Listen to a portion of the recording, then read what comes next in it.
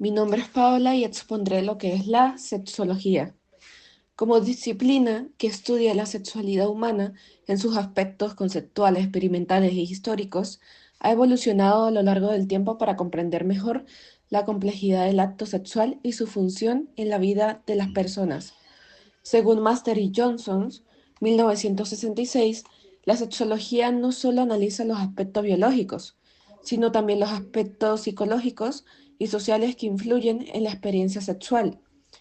A lo largo de la historia, diversos experimentos y hallazgos han contribuido a ampliar nuestro conocimiento, permitiendo entender las fases del acto sexual y su importancia en la salud integral. El acto sexual, entendido como una función natural y esencial, consta de varias fases que incluyen la excitación, la meseta, el orgasmo y la resolución según la teoría de la respuesta sexual humana.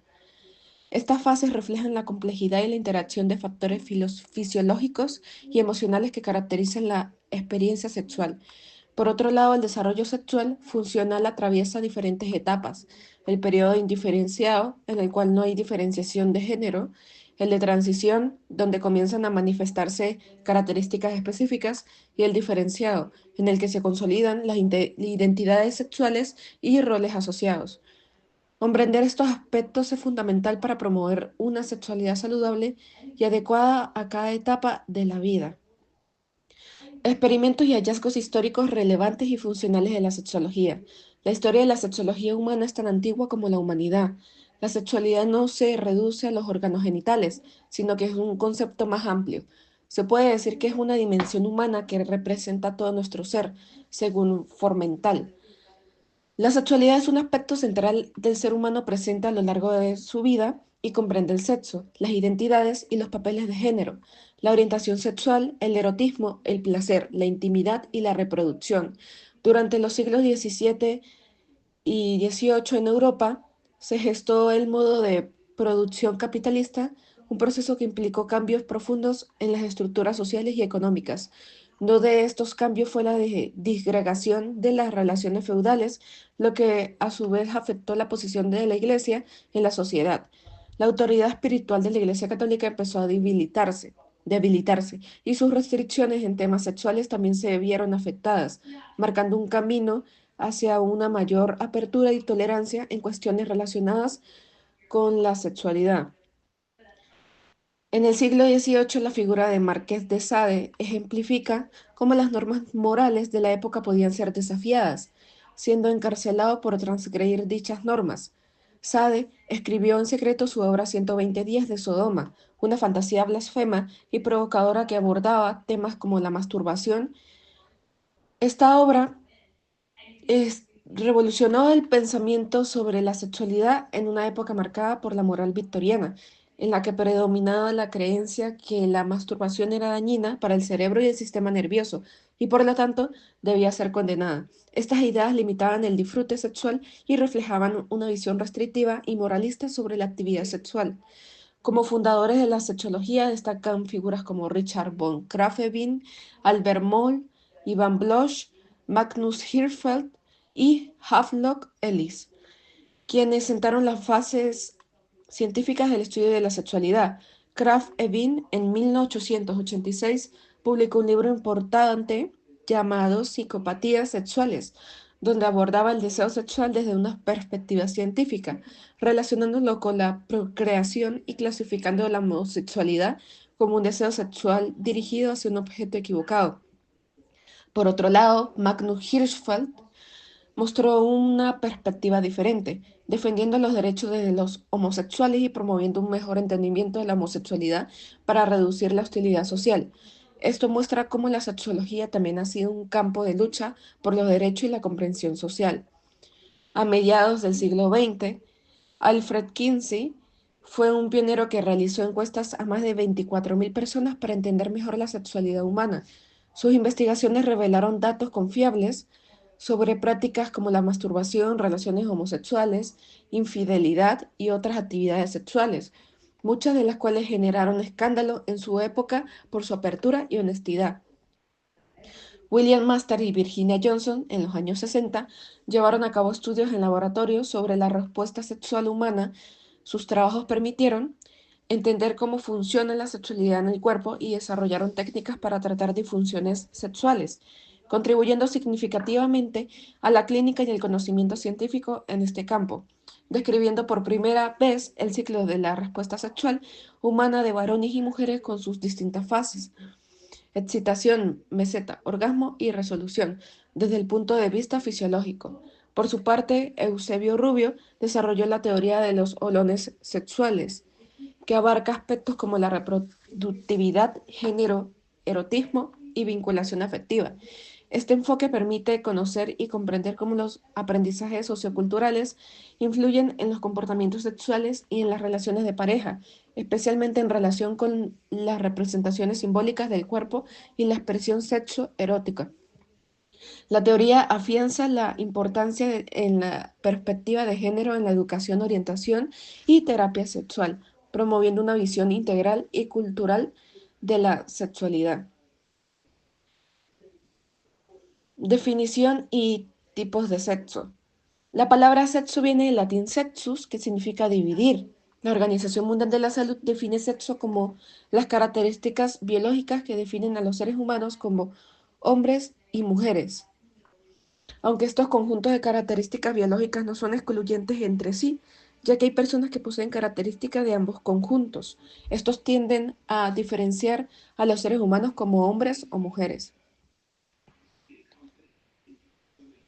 Solo existen dos tipos de sexo: el sexo masculino, el sexo femenino y también está el sexo intersexual.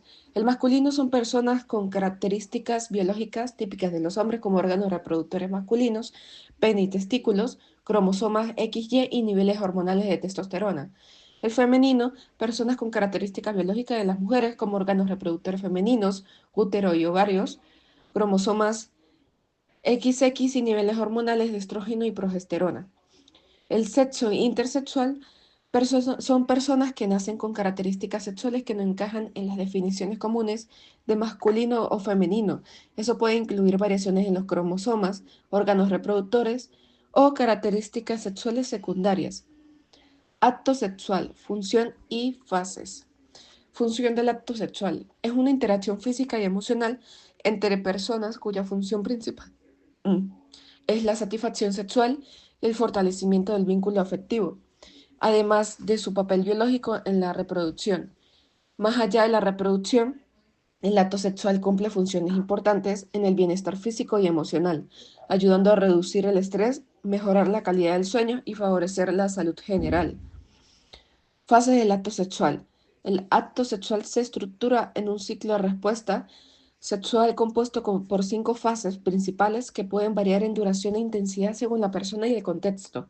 El deseo es la etapa inicial caracterizada por el surgimiento de pensamientos, fantasías o estímulos que generan interés sexual. Excitación. El cuerpo responde al deseo con cambios fisiológicos como aumento del ritmo cardíaco, tensión muscular y vasodilatación en los genitales. Meseta es un periodo de intensificación de la excitación donde los cambios físicos se acentúan y la tensión sexual aumenta. Orgasmo es la fase culminante caracterizada por contracciones musculares intensas y una liberación de tensión acumulada.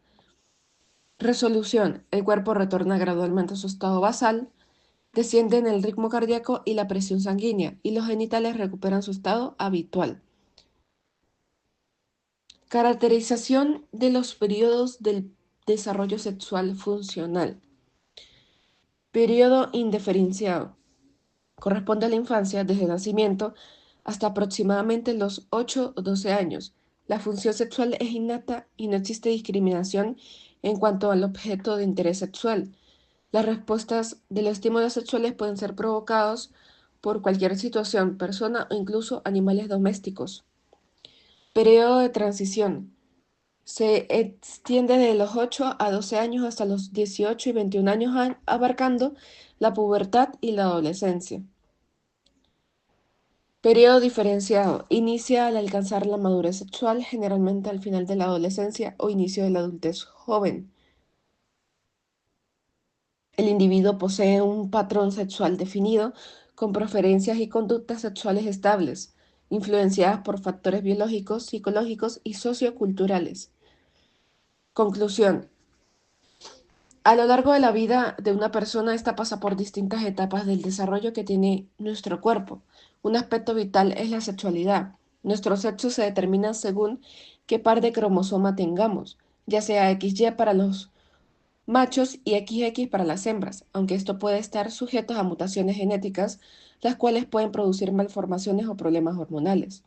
Desde que nacemos hasta que alcanzamos la madurez sexual en la adultez, nuestra sexualidad se va desarrollando a la par que nuestros genitales y nuestras características sexuales secundarias, ya que la sexualidad es más que un conjunto de nuestras características sexuales. La sexualidad es uno de los aspectos más complejos y variados que se presentan en las personas, ya que se desarrolla en base a las experiencias en las que se ve expuesto cada persona. Por esa razón, algo que sea placentero para alguien no necesariamente lo será para otra persona.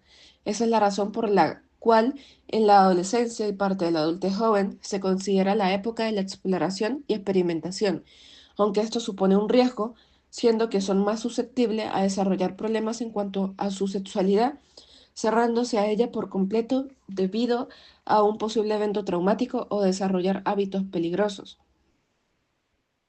Por eso el estudio y la fomentación de la enseñanza de la sexología es vital para promover el desarrollo óptimo y sano de la sexualidad en niños, jóvenes y adultos, ya que se debe empezar a instruir desde una edad temprana, que es lo más óptimo, y se evitan problemas como que se aprovechen de los niños al no identificar que ciertas cosas que le están haciendo están mal. Gracias por su atención.